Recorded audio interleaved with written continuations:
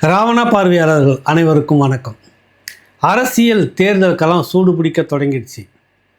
அதிமுக கூட்டணி வலுப்பெற தொடங்கியதா, இல்லை திமுக கூட்டணி எப்பொழுதும் போல் உச்சாணி கொம்பில் இருக்கிறதா? இதுதான் இன்றைக்கி இருக்கிற விவாதம்.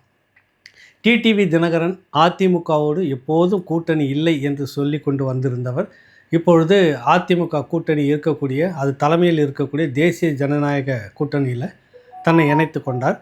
அவருக்கான தொகுதிகளெல்லாம் பேசப்பட்டு முடிச்சிருச்சு. வெளிப்படையாக பேட்டி கொடுக்க ஆரம்பிச்சிட்டாரு. அந்த பேட்டியில் அவர் சொன்னது என்னென்னா, நாட்டு நலன் கருதி, குறிப்பாக இந்த தீய சக்தி திராவிட முன்னேற்றக் கழகம் அகற்றப்பட வேண்டும் என்ற ஒரு பொது நோக்கோடு நாங்கள் இந்த கூட்டணியில் இணைஞ்சிருக்கோம். பழுதையெல்லாம் மறந்துடுறோம், சேர்ந்து வேலை செய்வோம் அப்படின்ற வார்த்தையை தான் அவர் அழுத்தம் திருத்தமாக சொல்லியிருக்கிறார். இது பற்றி ஏற்கனவே ராவணா சொல்லியிருந்த டிடிவி தினகரன் அநேகமாக அவர் பாரதிய ஜனதா கட்சிக்கு அணுக்கமாக இருக்கிறார். அதை மீறி அவரால் செய்ய முடியாத அரசியல் சூழ்நிலையெல்லாம் அவருக்கு இருக்கிறது. இந்த கூட்டணிக்குள்ளே தான் வருவார். ஒன்று பாஜகவினுடன் சேர்ந்து கொண்டு இந்த கூட்டணிக்குள்ளே வருவார் அப்படின்னு பதிவு செய்திருந்தோம். அதை போலவே இந்த அரசியல் விமர்சகராகவும் ஆய்வாளராகவும் இருக்கக்கூடிய சந்திரன் ராஜா அவர்கள் 6 தொகுதி இவருக்கு பேசப்பட்டு விட்டது. ஒரு ராஜ்யசபா எம்பி டிடிவி தினகரன் கிட்டத்தட்ட இந்த கூட்டணிக்குள்ளே உறுதியாக வர்றது உறுதி அப்படின்னு ஏற்கனவே பதிவு போட்டிருக்கிறார். அதுவும் நடந்திருக்குது. அப்பொழுதெல்லாம் நிறைய பேர் இதெல்லாம் வாய்ப்பு இல்லை அப்படின்லாம். ஏன்னா அது காரணம் என்னென்னா, டிடிவி தினகரன் எந்த காலகட்டத்திலையும் நான் எடப்பாடி பழனிசாமி ஏற்றுக்கொள்ளவே மாட்டேன் அதுதான் சொன்னார். இன்னும் உச்சகட்டமாக சில வார்த்தைகள்லாம் நிறைய பேசியிருந்தார். இப்போ அதை தான் திமுகவினுடைய வலைத்தளங்கள், சமூக வலைத்தளங்கள், அது சார்பு வலைத்தளங்கள்லாம், நீ ஏற்கனவே அதிமுக கூட சேர்ந்தாக்கா எடப்பாடி பழனிசாமி தலைமை ஏற்றுக்கிறதா தூக்கு போட்டுக்கிட்டு செத்தலாம் அப்படின்லாம் பேசியிருந்த பதிவெல்லாம் எடுத்து போட்டு, டிடிவி தினகரன் இப்படி ரோஷம் கெட்டு போயிட்டாரா இப்படி ஆயிட்டாருன்னு இதுதான் பேசு பொருளாக மாற்றிருக்காங்க. இந்த கூட்டணி சரியானதா தவறானதா, அரசியலில் இதெல்லாம் சகஜம் என்பது ஏற்புடையதா இப்படி ஒரு நீண்ட அனுபவத்தோடு பேசக்கூடிய ஆட்கள் யாருமே பார்க்கல. எடுத்தோடனே டிடிவி தினகரன் நேற்று இப்படி சொன்னார், அதிமுக பழனிசாமி இவ்வளவு மோசமாக பேசினார், இவ்வளவு கீழ்த்தரமாக பேசினார், தூக்கு போட்டுன்னு நான் செத்துருவேன், அவ்வளோ அவமானமானது, நான் எடப்பாடி கூட கூட்டணியில் இருக்கிறது அப்படின்லாம் சொன்னார். இன்றைக்கி அது சரியா அப்படின்லாம் பேச வராங்க. அதுக்கு முன்பாக ஒரு விஷயத்தை படித்து காட்டுகிறேன் பாருங்கள். ஒரு டிடிவி தினகரன் சொல்கிறதுக்கு முன்னாடி எடப்பாடி பழனிசாமி அவர் ஒரு கட்டத்தில் இவங்களெல்லாம் ஏற்றுக்கவே இல்லை. நான் அரவணைச்சு எல்லாரையும் உள்வாங்கன்னு தான் நினைக்கிறேன், ஆனால் தொடர்ந்து இவர்கள் இந்த மாதிரியான அரசியல் செய்துட்டு இருக்கிறப்ப நான் என்ன பண்ண முடியும்னு விலகி அவர் ஒரு கட்டத்தில் தனித்து நின்று அவர் நிலைநிறுத்திக்கிட்ட அந்த நேரத்தில் இப்படி ஒரு கூட்டணி வந்திருக்கிறது. அது வந்த உடனே முதல்ல பேசப்பட்டது என்னென்னா, தீய சக்தி திமுகவின் கொடுங்கோல் ஆட்சியை வேரடி மண்ணோடு வீழ்த்திடவும், வாரிசு அரசியலுக்கு முற்றுப்புள்ளியை வைத்திடவும், மாண்புமிகு புரட்சி தலைவி அம்மா அவர்களின் பொற்கால ஆட்சியை மீண்டும் தமிழகத்தில் அமைத்திடவும் தேசிய ஜனநாயக கூட்டணியில் இன்றைய தினம் இணைந்துள்ள அம்மா மக்கள் முன்னேற்றக் கழகத்தின் பொதுச் செயலாளர் மரியாதைக்குரிய திரு டிடிவி தினகரன் அவர்களை அன்போடு வரவேற்று அவருக்கு எனது மனமார்ந்த வாழ்த்துக்களை தெரிவித்துக் கொள்கிறேன். மக்கள் நலன் ஒன்றே குறிக்கோளாக கொண்டு நாம் அனைவரும் ஒன்றாக இணைந்து திமுக குடும்ப ஆட்சியின் பிடிமையிலிருந்து மக்களை காப்போம், தமிழகத்தை மீட்போம். இது எடப்பாடி பழனிசாமி போட்டிருக்கிற அவருடைய சமூக வலைத்தளத்தில் போட்டிருக்கிறார். அதை ஏற்றுக்கொண்டவராகத்தான் டிடிவி தினகரன் ஒரு பதிவு அவருடைய சமூக வலைத்தளத்தில் முகநூலில் என்ன போடுறாருன்னா, மக்கள் நலனை மையமாக கொண்டு தேசிய ஜனநாயக கூட்டணியில் இணைந்த அம்மா மக்கள் முன்னேற்ற கழகத்தை மனதார வரவேற்று அனைத்து இந்திய அண்ணா திராவிட முன்னேற்ற கழகத்தின் பொதுச் செயலாளர் மதிப்புக்குரிய திரு எடப்பாடி பழனிசாமி அவர்களுக்கு எனது நெஞ்சார்ந்த நன்றியை தெரிவித்துக் கொள்கிறேன். தமிழக மக்கள் எதிர்பார்த்து காத்திருக்கும் இதய தெய்வம் புரட்சி தலைவர் அம்மா அவர்களின் நல்லாட்சியை தேசிய ஜனநாயக கூட்டணியின் சார்பில் தமிழகத்தில் மீண்டும் அமைத்திட நாம் அனைவரும் ஒருங்கிணைந்து களப்பணியாற்றுவோம். கடந்த 4.5 ஆண்டுகளாக இருளில் மூழ்கியிருக்கும் தமிழகத்திற்கும் தமிழக மக்களுக்கும் புதிய வெளிச்சத்தை பாய்ச்சிடும் சரித்திரமிக்க வெற்றியை படைத்திடுவோம் அப்படின்னு அவர் எடப்பாடி பழனிசாமிக்கு டேக் பண்ணி போட்டிருக்கிறார். 2 கைகள் 4 ஆனால் அப்படின்னு தம்பி ராஜேஷ் சமூக வலைத்தளத்தில் அவர் ஒரு அரசியல் ஆய்வாளர் தான், அவர் ஒரு பதிவை போட்டிருக்கிறார். இதில் என்ன பிரச்சனை? இப்போ இவங்களுக்கு திமுகனுடைய சமூக ஆதரவு சமூக வலைத்தளத்தில் மோசமாக இருதரப்பையும் விமர்சனம் பண்ணி நேற்று இவர்களுக்குள் துப்பி கொண்டார்கள், நீக்க இணைஞ்சிருக்கிறாங்க. இது எப்படி இது ஒரு பழப்பா அப்படின்ற மாதிரிலாம் பேசிக்கிட்டு இருக்கிறாங்க. அரசியலில் நிரந்தர எதிரியும் இல்லை, நிரந்தர நண்பனும் இல்லை என்று அழுத்தம் திருத்தமாக அப்பப்போ சொல்லிட்டு வந்தது திமுக தான். இதை இன்றைக்கி இவங்க போட்டுட்ருக்குறாங்க. இவர்கள் கூட்டணியில் திருமாவளவன் மக்கள் நல கூட்டணி பிரிஞ்சு போனப்போ திமுகவை எந்த அளவுக்கு மோசமாக விமர்சித்தார், அதுக்கு முந்தின காலகட்டத்தில் எப்படிலாம் திமுக அவர் விமர்சித்தார். கருணாநிதியினுடைய சாம்பல் கூட சேரிக்கு எதிராகத்தான் இருக்கும். அது வரலாற்று உண்மைதான், அதில் மறுக்க முடியாதது. நீக்கி தோழர் வேணால் மறுக்கலாம். இதுதான் நீக்கே நடந்துக்கிட்டு இருக்குது. சேரிக்கு எதிராகத்தான் கருணாநிதியினுடைய சாம்பல் கூட இருக்கும்ன்றாரு. அடுத்தது இது கட்டுவரியம் பாம்புனா கண்ணாடி விரியம் பாம்பா அப்படின்னு சொல்லிட்டு திமுகவை மோசமாக விமர்சனம் பண்ணி நிறைய வார்த்தைகள்லாம் பேசியிருக்கிறாரு. இன்றைக்கி எப்படி உங்கள் கூட்டணிக்குள்ளே அவர் வச்சுக்கிட்டு இருக்கீங்க? திருமாவளவனுடைய பெரும் உழைப்பால் தான் நீங்கள் நாற்காலியிலே உட்காந்துட்டு இருக்கிறீங்க. அதிக வாக்கு அவர்களுடைய வாக்கு தான் வந்திருந்தது, மறுக்க முடியாது. அதை எப்படி வச்சுட்டு இருக்கீங்க? அடுத்தது வைகோ உங்களை பேசின பேச்சுக்கெல்லாம் வேறு யாராக இருந்தாங்கன்னா இந்த அரசியல் கட்சியே வேணாண்டாப்பா அப்படின்னு ஓடிட்டு போயிருப்பாங்க. உங்களுக்கு அதெல்லாம் ஒன்றும் புதுசு இல்லை. ஏன்னா இதை விட மோசமாக வைகோ பேசி, இதை விட மோசமாக தந்தை பெரியாரே உங்களை அவ்வளோ கேவலமாலாம் பேசிட்டார். அது வேறு விஷயம். உச்சகட்டமாக நீங்கள் என்ன தொழில் பண்ணணுன்றது உட்பட தந்தை பெரியார் சொல்லிட்டார் உங்களை அவ்வளோ கடுமையாக விமர்சனம் பண்ணிட்டார்.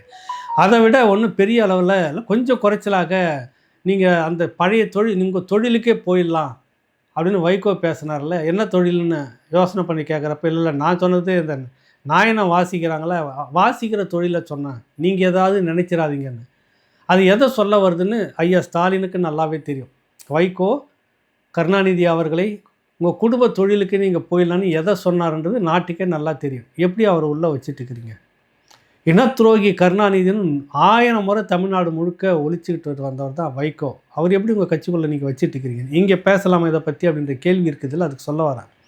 உங்கள் தேவைக்கு வேணும்னா நீங்கள் ஒருத்தர் தூக்கி வச்சுக்குவீங்க. ஆனால் எதிர்த்தரப்பில் யாருன்னா ஒன்று சேர்ந்துட்டால் மட்டும் வாயிலையும் வயிற்றுலையும் அடிச்சுக்கிறீங்களே ஏன்னு கேட்குறீங்க. அதான் என்னென்ன பதட்டம் வந்துடுச்சு, ஒரு பயம் வந்துடுச்சு. வரலாறு முழுக்க பார்த்தீங்கன்னாக்கா நீங்கள் உங்களை மாதிரி மோசமான ஒரு சரணாகதி சரணடைவு அப்படின்னு சொல்லுவாங்களே, சரணாகதி சமரசம் அப்படின்னு சொல்லுவாங்கள்ல, சமரசத்துக்கு ஒரு பொது நோக்கம் இருக்குது. அது கூட இல்லாமல் சுயநலத்துக்காக மட்டுமே காலம் முழுக்க சரணடைஞ்சது யாருன்னா அது நீங்கள் தான், திமுக தான். உங்களை அதாவது கேவலமாகலாம் உங்களை மக்கள் மத்தியில் அம்பலப்படுத்தணும்னு சொல்ல போனால் திமுகவை. நீங்கள் இந்திய எதிர்ப்பு போர் 65 நடந்தப்போ உங்களை நம்பி களத்துக்குள்ளே நம்பி குதித்த இளைஞர்களை கொத்து கொத்தாக பள்ளி எடுத்து கொடுத்துட்டு 400 பேருக்கு மேலே குருவி சுடுற மாதிரி சுட்டு போட்டது காங்கிரஸ். அந்த காங்கிரஸ் கூட கை கொத்துட்டு வந்த கூட்டம் தானே நீங்கள். எப்படிப்பட்ட ஒரு மானங்கட்ட அரசியல் பாருங்கள். நீங்கள் இனத்தை அதை உனக்கு கவலையே இல்லை, நீ இந்த இனமாக இருந்தால் தானே உங்களுக்கு அந்த கவலை இருக்கும். இப்படி கேட்டவொன்னா பதில் உடனே சொரியன்னு வந்துடுது. தனிப்பட்ட தாக்குதலை நீங்கள் தூக்கிட்டு வரீங்க. உண்மையிலே இந்த இனத்தை சேர்ந்தவராங்க கொஞ்சம் நாச்சும் உங்களுக்கு ரோசமான இருந்திருக்கும். என் இனத்தை சேர்ந்த ஒரு 400 பேர் அந்த மண்ணில் குருவி சுடுற மாதிரி சுட்டு கொண்ட இந்த காங்கிரஸை நான் 65 நடந்தது, அடுத்தது 71 தேர்தலில் கூட்டணி வச்சுக்கிட்டு வர்றார் கருணாநிதி. நேருவின் மகளே வருக, நிலையான ஆட்சியை தருக. ஏன்னா அவ்வளோ ஊழல் வழக்கு இவர் பேரில் அதுக்குள்ளார வந்த 1.5 வருஷத்துலேயே இதெல்லாம் உடனே காப்பாற்றிக்கணும்னு பிடிச்சிட்டு வந்துட்டீங்க. எங்கே நீங்கள் சரணடையில் சொல்லுங்கள். ராஜாஜி கொல்லுகப்பட்டன் நீங்கள் தான் திட்டிக்கிட்டு இருந்தீங்க. கொல்லுக பாப்பான், குள்ளுகப்பட்டன், குள்ளுக பாப்பான் மோசமான விமர்சனம் பண்ணிட்டு இருந்தீங்க. குலக்கல்வி கொண்டுட்டு வந்தவர் அவருன்னு சொன்னீங்க. அந்த ராஜாஜி கூட்டணிக்குள்ளே தானே பார்ப்பனா ஆரிய இந்துத்துவா குலக்கல்வியை கொண்டு வந்த ராஜாஜி தோல் மேலே உட்காந்துட்டு தானே சாமி கோட்டையில் போய் உட்காந்திங்க. வரலாறு முழுக்க உங்களுக்கு நிறைய கதைகள் இருக்குது, நிறைய கதை இருக்குது. பண்டார பார்ப்பனர் அப்படின்னு திட்டிட்டு தானே வாஜ்பாய் கூட கூட்டணியே வச்சிங்க. பிறகு அது வேற இது வேற, ராங் பார்ட்டி ரைட் பர்சன் அப்படின்லாம் சொல்லி, அப்புறம் ஆர்எஸ்எஸும் ஒரு சமூக சேவை இப்படிலாம் சொம்படிச்சுட்டு எப்படி போனீங்க மாற்றி. திமுக என்னவோ அப்படியே அழுங்காமல் குலுங்காமல் அப்படியே சுயமாக நின்றுக்கிட்டு வந்த மாதிரி, அதிமுக கூட தனித்து நின்று எந்த கூட்டணியும் இல்லாமல் ஒரு தேர்தலை சந்திச்சிருக்கு. அந்த தைரியம் கூட இந்த தேதி வரைக்கும் இன்னும் உங்களுக்கு வரல. 1967 நீங்கள் தேர்தலுக்குள்ளே இந்த நிமிடம் வரைக்கும் கூட்டணி இல்லாமல் தனித்து நின்னீங்க. அதிமுக மாதிரி போட்டதில்லை. அதாவது சாதிச்சிருச்சு, நிறைய விஷயத்தை சாதிச்சிருச்சு அதிமுக. தனித்து நின்று தன்னை நிரூபிச்சிருக்குது. ஏன்னா நிறைய விஷயத்தில் சாதிச்சிருக்குது. ஒரு ஒடுக்கப்பட்ட சமூகத்தை சேர்ந்த தலித் எழுமலை பொது தொழிலில் நிற்க வச்சு சாதிச்சிருக்குது. அதே போல் இன்னும் ஒடுக்கப்பட்ட சமூகத்தில் இருக்கக்கூடிய தனபால் அவர்களை சபாநாயகராக வச்சு சாதிச்சிருக்குது அதிமுக. நீங்கள் என்ன பண்ணிருக்கீங்க? இதில் எதனா செய்திருக்கீங்களா சொல்லுங்கள். எந்த விதத்தில் நீங்கள் தேர்தல் அரசியலுக்கு முழுக்க குடும்ப நலன் உங்களை காப்பாற்றிக்கணும், உங்கள் வழக்கிலேருந்து உங்களை காப்பாற்றணும், உங்கள் சொத்துலேருந்து உங்களை காப்பாற்றிக்கணும், முறைகேடாக சேர்ந்த வழக்கு இருக்குல்ல அதை காப்பாற்றணும். இதுக்காக மட்டும்தான் நீங்கள் சரணடைஞ்சிருக்கீங்க. ஆனால் இவங்க தேர்தல் மக்கள் நலன் அப்படின்ற பேரில் ஒருத்தருக்கு ஒருத்தர் சமரசமாக கூட்டணி வச்சது மட்டுமே உங்களால் பொறுக்க முடியலன்னா என்ன சொல்கிறதுன்னு தெரியல உங்களை. சொல்லுங்கள், விமர்சனம் பண்ணுங்கள், அதிமுக விமர்சனம் பண்ணுங்கள், பண்ணக்கூடாதுன்னு சொல்லலை. டிடிவி தினகரனை பண்ணுங்கள், பண்ணக்கூடாதுன்னு சொல்ல அதுக்கான அருகதை நமக்கு இருக்குதா? நீங்கள் காலம் முழுக்க முழுக்க எல்லா கட்சியும் திட்டி விட்டு எல்லா கட்சிகளும் கூட்டணி வச்சுட்டு வந்தீங்க. ஒன்று அதிமுக கூட மட்டும்தான் நீங்கள் கூட்டணி வைக்கல தமிழ்நாட்டில். மீதி அத்தனை பகையாளியாக நினச்ச அத்தனை பேரையும் கூட்டணிக்குள்ளே வச்சுக்கிட்டு இருக்கிறீங்க. இப்போ ஒரு காலத்தில் உங்களை ஜென்ம பகையாக பார்த்தது கம்யூனிஸ்ட் கட்சி, இன்றைக்கி உங்கள் கட்சியில் அதுதான் முழுக்க முழுக்க உங்களை தூக்கி தாங்கி பிடிக்கிற கட்சியாக மாற்றி வச்சுது. எப்படி இது? கம்யூனிஸ்ட்டுகள் விமர்சனம் பண்ணதெல்லாம், பழைய தலைவர்கள் விமர்சனம் பண்ணதெல்லாம் இருக்குது, எடுத்து பேசினா எவ்வளோ அசிங்கமாக இருக்கும். அதனால் இது இந்த கூட்டணி அமைந்திருக்கிறது. இதனால் தனக்கு ஒரு பெரிய சிக்கல் வந்துட்டோன்னு அதனுடைய சமூக வலைத்தளங்கள் ஆதரவு நிலைப்பாட்டில் இருக்கக்கூடிய திமுக தரப்பில் இருக்கக்கூடிய ஆட்கள் முழுக்கணிக்கு இந்த டிடிவி தினகரன் நான் தூக்கு போட்டுக்கிறேன், அதிமுக எடப்பாடி கூட கூட்டணி அப்படின்ற நிலமை வந்துச்சுன்னா நான் தூக்கு போட்டுக்கணும்னு சொன்ன அந்த வார்த்தை இருக்குல்ல, அதோட தூக்கு போட்டுக்கலான்னு சொன்ன அந்த வார்த்தையை நீங்கள் இன்றைக்கி எடுத்துகிட்டு பெரிய அளவில் இதை முன்னிலைப்படுத்துகிறீங்கன்னா, கருணாநிதி சொன்னது, வைகோ சொன்னது, திருமாவளவன் பேசுனது, கம்யூனிஸ்ட்டுங்களை பேசுனது, இப்படி பல கதைகள் இருக்குது. அதுக்கு பிறகு எப்படி சாமி நீங்கள் இவங்க கூட கூட்டணி வச்சுருக்கீங்க? காங்கிரஸ் உங்களை துப்பா சொல்லு, அவ்வளோ மானக்கடை கேட்டார் ஈவிகேசி இளங்கோன்னு உங்களை. அதுக்கு பிறகு இந்த காங்கிரஸ் தூக்கிட்டு தான் நீங்கள் சுற்றிக்கிட்டு இருக்கீங்க. எவ்வளோ உங்களை அழுக்க மூட்டைன்னு சொல்லிச்சு. இந்தியாவில் எந்த ஒரு அரசியல் கட்சிக்கோ எந்த ஒரு எதிர்கட்சியோ இல்லை முரண்பட்டு இருக்கிற எந்த ஒரு கட்சியோ கோபத்தில் கூட இப்படி ஒரு பேர் வச்சதில்லை. அழுக்கு மூட்டை திமுக அப்படின்னு ஒரு பேர் இந்தியாவிலேயே புதியதாக பேர் வச்சவர் உங்களுக்கு ஈவிகே இளங்கோவன் அவர்கள் தான் அந்த பேர் வச்சார். அது இது வரைக்கும் யாரும் அந்த மாதிரி பேர் வைக்கவில்லை. அதுக்கு பிறகும் அந்த காங்கிரஸ் கூட கூட்டணியில் வந்துட்டு இருக்கிறீங்களே எப்படி? ஆக என்னென்னா ஒரு பயம் வந்துடுச்சு திமுகவுக்கு. அதிமுக கூட்டணி வெற்றி பெற்றோம் போல இருக்கேன்னு கிட்டத்தட்ட வந்துடுச்சு ஓரளவுக்கு. இன்னும் தேமுதிக மட்டும் பாரதிய ஜனதா கட்சியோட பேச்சுவார்த்தை நடத்திக்கிட்டு இருக்குன்றாங்க. அவங்களுடைய டிமாண்ட் ரொம்ப பெரிய அளவில் இருக்குது. அது செய்ய முடியாது, அதிமுகவிலையும் செய்ய முடியாது, திமுகவிலையும் செய்ய முடியாது. திமுக கிட்ட பேச்சுவார்த்தை நடத்திட்டு இருக்கிறாங்க ஒரு தரப்பு, தேமுதிகவில் இருந்தே, விஜயகாந்த் கட்சியிலிருந்து சொல்கிறேன். அங்கேயும் இவங்க கேட்குறது பெரிய அளவில் செய்ய முடியுமான்னு செய்ய முடியாது. வேறு எங்கே போகணுன்னா அவங்க விஜய் கட்சிக்குள்ளே தான் போகக்கூடிய வாய்ப்பு இருக்குது. ஏன்னா எதிர்பார்ப்பாக ரொம்ப அதிகமாக இருக்குது. அவங்க கேட்கக்கூடிய தொகுதி அந்தளவுக்கு இன்றைக்கி அவங்களுக்கு வாக்கு சதவீதம் இருக்குதுன்னா இல்லை. இது மட்டும்தான் ஒரு சிக்கல். கிட்டத்தட்ட அதிமுகனுடைய ஒரு கூட்டு வலுப்பெற்று கொண்டு இருக்கிறது. கடந்த தேர்தலில் நிறைய தொகுதிகளில் ரொம்ப குறைவான வாக்கு வித்தியாசத்தில் அதிமுக தோல்விக்கான காரணம் இந்த சிதறிப்போன அதிமுகனுடைய வாக்கு. டிடிவி தினகரன் போன்று இப்போ எல்லாம் உள்ளே வந்துட்டாங்க. அதிகமான வாக்கு பாதிப்பு வந்தது டிடிவி தினகரன். உள்ளே வந்துட்டார், முடிஞ்சு போச்சு. சொல்லவே வேணாம், நின்று அடிச்சுட்டு போவாங்க அதிமுக அப்படின்ற பயம் தெளிவாக இவர்களுக்கு புரிய தொடங்கிடுச்சு. அதனால தான் திமுகவுக்கு பதற தொடங்கிடுச்சு. இந்த ஒட்டுத்திணைகள்லாம் கதற தொடங்கியிருக்கிறாங்க. எரியுதடி மாலா, ஃபேனை கொஞ்சம் போடு கோலான்ற மாதிரி இது அடிக்கடி நம்ம ஐயா ஸ்டாலின் சொல்லுவார். இப்போ அவங்களுக்கு ஃபேன் போட வேண்டிய சூழ்நிலை வந்திருக்குது. அதனால் உடனே இதை டிடிவி தினகரன் இந்த பக்கம் கழிவு ஊத்துறன்ற பேரில் பழைய ஷாட்லாம் எடுத்து போட்டு, இப்படி இருந்த டிடிவி தினகரன் இன்று இப்படி எடப்பாடி காலில் விழுந்தாரா அப்படின்னு இவர்களாகவே ஒரு டைட்டில் வச்சுன்னு பேசுகிறது போகிறது. இந்த பக்கம் எடப்பாடி இப்படியெல்லாம் சொன்னார், இவர் போய் தினகரனுடன் அப்படின்னு சொல்லி பேசுகிறது நிறைய பார்க்க முடியுது. அதெல்லாம் அவங்களுடைய எரிச்சல் தான். ஒரே வார்த்தை சொல்லியிருக்கிறாரு டிடிவி தினகரன், உங்களை வாழ்த்தி இந்த பதிவை போட்டிருக்கிறாங்களே அப்படின்னு எடப்பாடி வரவேற்று வாழ்த்தி பதிவு போட்டிருக்காங்கன்றப்ப தேவை ஏற்பட்டால் அவர் சந்திப்பான், ஒன்றும் பிரச்சனை இல்லைன்றதே சொல்லிட்டு போயிருக்கிறார். இதுக்கும் இன்னும் எரிய ஆரம்பிச்சு. ஏன்னா கிட்டத்தட்ட ஒரு முடிவுக்கு வந்துடுச்சு. அதிமுகனுடைய பழைய ஓட்டு வங்கி இப்போ இருக்கிற சூழ்நிலையில் பார்த்திங்கன்னா இதுவே அடித்து தள்ளிட்டு வந்துடும். ஒரு பெரிய விஷயமே இல்லை. அது நல்லாவே தெரியுது திமுகவுக்கு. அந்த பதற்றம், அந்த பயம்தான், அந்த ஒட்டுத்திணைகள் தான் நிறைய கதற தொடங்கியிருக்குது. உடனே இவன் சொம்படிக்கிறான் அந்த கட்சிக்கு அப்படின்லாம் சொல்லுவாங்கல்ல, அப்படிலாம் ஒன்று யதார்த்த அரசியல் நிற்கக்கூடிய நிலைமை இதுதான் அப்படின்னு. கடந்த முறை 2021 அந்த காலகட்டத்தில் புதிய தலைமுறை வார இதழுக்கு நான் எழுதிக்கிட்டு இருக்கும்போது திமுக தான் ஆட்சிக்கு வரும், அது பிடிக்காத கட்சியாக இருந்தாலும், இனத்துறவத்தில் பங்கெடுத்த கட்சின்னு அன்றைக்கி நான் எழுதிக்கிட்டு இருக்கிற அந்த காலகட்டத்தில் யதார்த்த மக்களுடைய களம், அந்த நிலவரம் என்ன சொல்லுதுன்னா திமுக தான் அதிகாரத்துக்கு வரும், அதிமுகனுடைய ஓட்டு வங்கி செதறி போயிருக்கு, எந்தெந்த தொகுதி எப்படிலாம் மாறும் அப்படின்னு விரிவாகவே தொடர் கட்டுரை எழுதிக்கிட்டு வந்திருந்தேன். அதே தான் நம்ம இன்றைக்கி சொல்லக்கூடிய சூழ்நிலை. இன்றைக்கி அரசியல் களம் கொஞ்சம் மாறி இருக்கிறது. திமுகவா அதிமுகவான்னு பார்த்தா அதிமுக தான் அப்படின்ற ஒரு இடத்துக்கு இன்றைக்கி அது நின்றுடுச்சு உறுதியாக. அவர்களுடைய சிதறி போயிருந்த அந்த வாக்குகள்லாம் கிட்டத்தட்ட ஒன்று சேர்ந்து விட்டது. அவ்வளோதான் முடிஞ்சுது மேஜர். இப்போ சசிகலா அவர்களும் இந்த விஷயத்தில் எதிர்ப்பாக எதுவும் அவங்க எதிர்ப்பு அரசியல்லாம் ஒன்றும் இல்லை. ஒன்றா இருங்க. இது புரட்சி தலைவர் எம்ஜிஆர் அவர்களும் பிறகு அம்மா செல்வி ஜெயலலிதா அவர்களும் முன்னெடுத்துக்கிட்டு வந்த அந்த கட்சி, இது ரெட்டையில் இது நம்ம எல்லாத்துக்கும் வரணும் அப்படின்னு தான் அவங்க தொடர்ச்சியாக பேசிக்கிட்டு இருக்கிறாங்க. ஓபிஎஸ் நிலைப்பாடு மட்டும் ஒன்றும் தெரியல. அது எப்படி போனாலும் பரவாயில்லன்ற அளவுக்கு இன்றைக்கி கிட்டத்தட்ட வந்துடுச்சு. அவ்வளோதான் விஷயம்.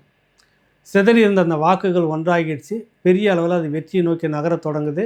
திமுகவுக்கு ஒரு அச்சத்தை ஏற்படுத்தியிருக்கு. அதனுடைய வெளிப்பாடு டிடிவி தினகரனை கொச்சைப்படுத்தும் விதமாக விமர்சிக்குது. இதெல்லாம் கழித்து பாருங்கள், இதனுடைய நோக்கம் நல்லாவே புரியும். இவர்கள் இதுக்கு முந்தின காலகட்டத்தில் எந்தெந்த கட்சியெல்லாம் கடுமையாக விமர்சனம் பண்ணிவிட்டு பிறகு யாரோடெல்லாம் கூட்டணி சேர்ந்து வந்தாங்க அப்படின்னு வழிநெடுக்க ஒரு பெரிய வரலாறு இருக்கிறது. அதனால் திமுக ஒன்றும் புனிதர் அப்படிலாம் கிடையாது. இதை விட மோசமாக கொச்சப்படுத்தின பல கட்சிகளோடும் சேர்ந்து கூட்டணி வச்சது தான் திராவிட முன்னேற்ற கழகம். ராஜாஜி ஏற்கனவே சொல்லியிருக்கிறேன், இப்படி எக்கச்சக்கமான பேரை சொல்லியிருக்கிறேன். அவ்வளோ பேரும் உங்களை கழிவு ஊற்றுனவங்க தான். அவங்களோட இன்றைக்கி நீங்கள் கை குலுக்கிக்கிட்டு அரசியலில் ஒன்றா இருப்போம், பாஜக இந்துத்துவம் வந்துடும் அப்படின்னு சொல்லிட்டு இருந்தீங்கள, உங்களால் இது வரைக்கும் தமிழ்நாட்டிற்கு ஒரு நன்மையும் வந்ததில்லை. ஆனால் உங்கள் குடும்ப சொத்து மட்டும் பல ஆயிரம் பல லட்சம் கோடிகளில் டெவலப் ஆகிட்டே இருக்குது.